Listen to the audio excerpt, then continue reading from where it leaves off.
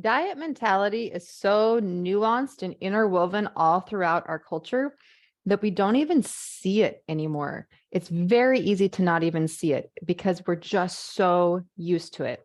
From the time that we're zero born to the time that we're 7 years old, your brain, it doesn't have the ability to filter what's being taught and modeled for you.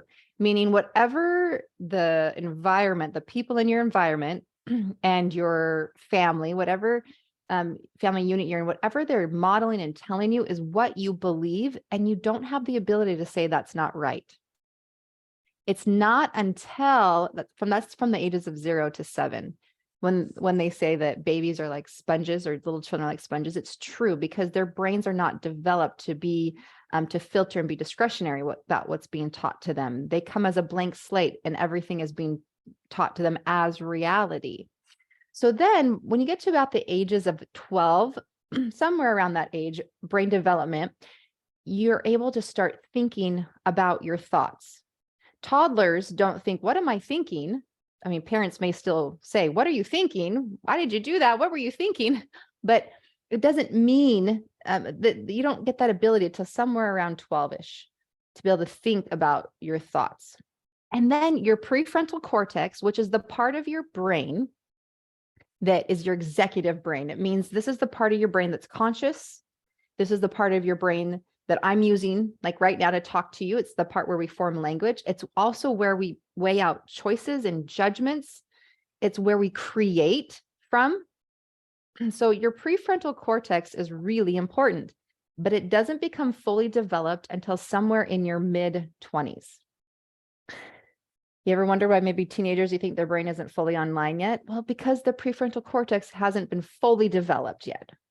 Now, combine that with this diet mentality, and guess what happens? Guess what happens when a young girl reaches puberty and her body starts to have shape and her body starts to have curves and she starts to put on weight in these places because her body's supposed to. When it's so nuanced in our society that thin is best, thin is ideal, thin is more worthy of acceptance, then what happens when her body starts to go through what it's supposed to do, then she often, not across the board, but very often, and my clients, this is very often the case, and it was the case for me, that they start to think when they go through puberty that something is wrong with them. It's also fairly common that right before you have a growth spurt, that your body, because it's going to need energy to grow, will put on a little bit of weight before it grows. You'll see that very commonly. Again, that's not for everyone, but it is very common, very often the case. So here we have human biology doing what it's supposed to do to help the body grow and evolve into being an adult. Yet, because of all the programming from diet mentality that's occurred, is that it then leads to the person thinking that there's something wrong with them or their body. Now, the culture, diet mentality says the answer to this is to change your body. And the way to change your body to get it to be smaller and more ideal is to be restrictive around food. Now, here's the problem with that is that your brain, there's the conscious thinking part of yourself, and then there's this lower primal brain. It's also called the monkey brain, the reptilian brain. This is the part of your brain that is survival obsessed. But this part of your brain does not have the ability to reason like your prefrontal cortex. That's where your true divine self lies. That's where you are. Your lower brain, though, does not have the ability to be to reason, to be reasonable. And so it will strive to get us to do things that are not reasonable, but because our lower brain associates that with survival. So when you go on a diet where you restrict calories or you restrict certain food groups, the way that that translates to your lower brain is that we are going into a time of famine. And so what happens is that it will cause you to hyper focus in on food. If you've dieted a lot in your life, you're going oftentimes to have a lot of brain chatter in your mind around food. You're going to feel compulsive around food. You might find that you restrict and then binge. And that kind of restrict and binge cycle could be on like a daily basis or a weekly basis or monthly or more. You could diet for months and feel like you're really good and then have a full-on binge for they could go on for months, or you could restrict through the morning hours and afternoon hours and then binge at night, or you could restrict throughout the week and then binge on the weekends, or any other variation. But those are the really common ones that I see.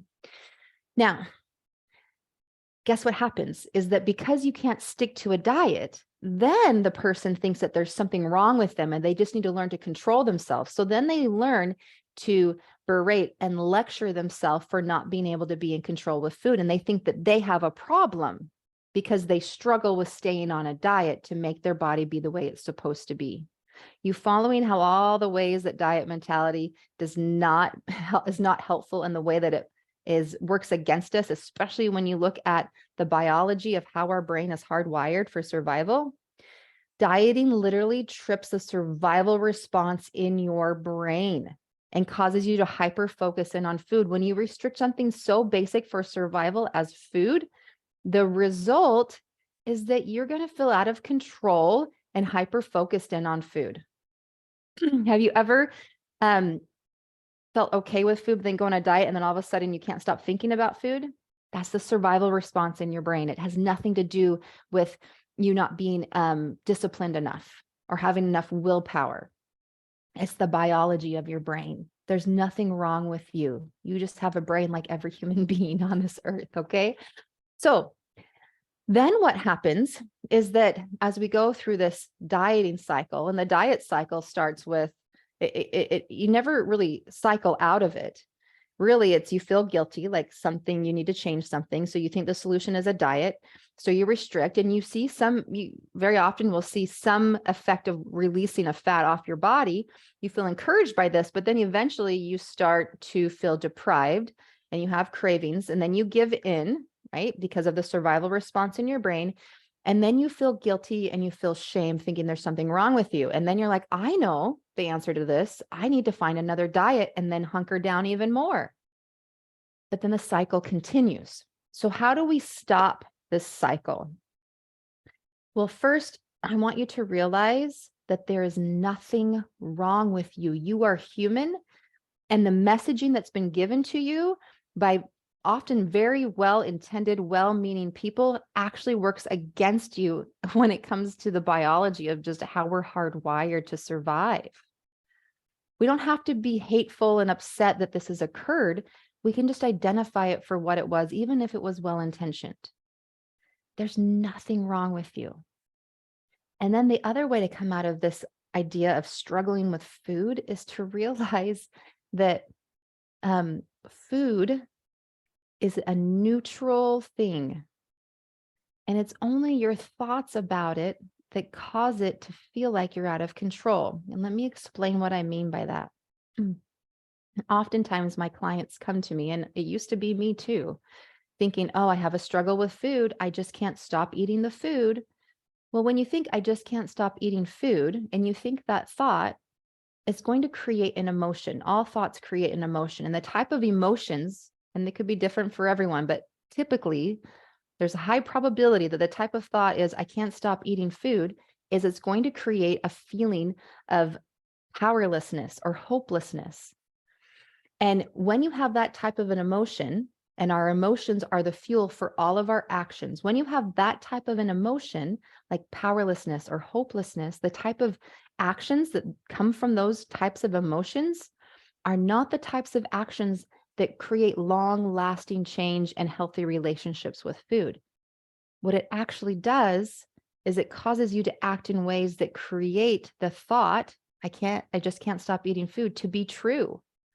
You probably can't stop eating food because you think you can't, and it makes sense because you're feeling hopeless and powerless with food. Your thoughts beget more of themselves because of how they work. Your thoughts are the fuel, or your thoughts create the emotions, and then your emotions are the fuel for your actions, and your actions create your result. So your thoughts always are responsible for the results in your life. I'm not talking about the facts and circumstances of your life. I'm talking about the results of what you allow or create in your life.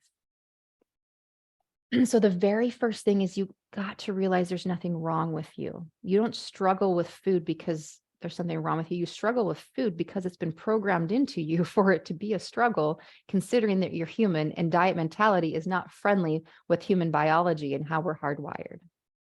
And then only that, I'm going to recommend something else to you.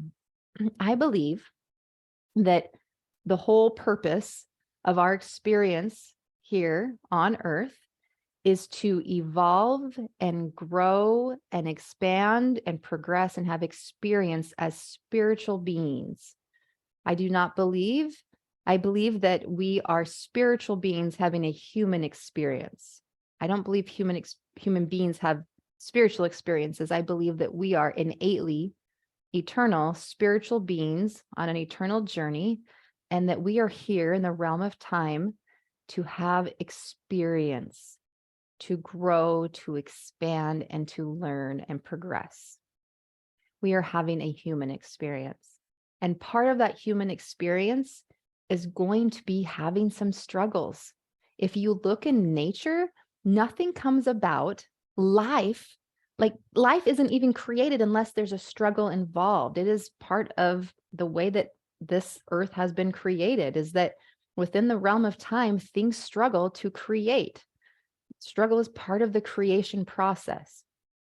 It is no different with your journey here through time on this earth, is that struggle is actually an invitation to you to learn and grow and expand and become a higher, more experienced version of yourself. For example, a baby, when they're born, they can't sit up, they can't roll over, they can't crawl or walk yet. They have to go along those milestones. But we don't think a newborn baby is stupid or wrong or has a problem because they haven't walked yet. It wouldn't make sense to say, oh, you dumb baby, why aren't you walking? You have the potential and the possibilities to be able to walk. Get up and walk. No, the baby has to go through the process and the struggle to gain and develop those muscles. It is no different for us. We may not be learning how to crawl and walk anymore, but we are still learning and evolving as human beings, right? In this human experience, as spiritual beings, rather, in this human experience. So stop thinking that your struggle is a result of something wrong with you. Instead, view the struggle as an invitation to learn and grow and expand, just as any developmental milestone would be. And when you go in on it like that, when you go all in on your struggle, wondering, what is it? Why does this struggle exist for me? How am I to expand and grow through this struggle?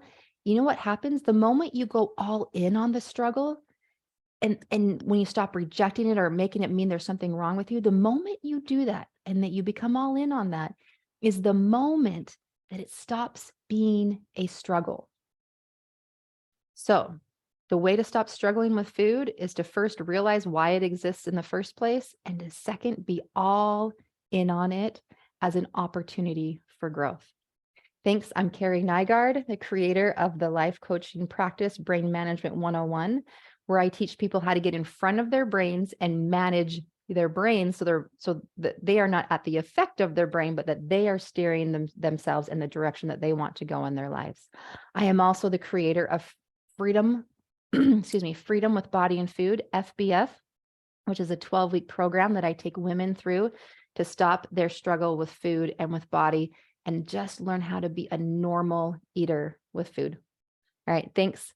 Stay tuned, like and subscribe so you can get more of my weekly videos. Bye.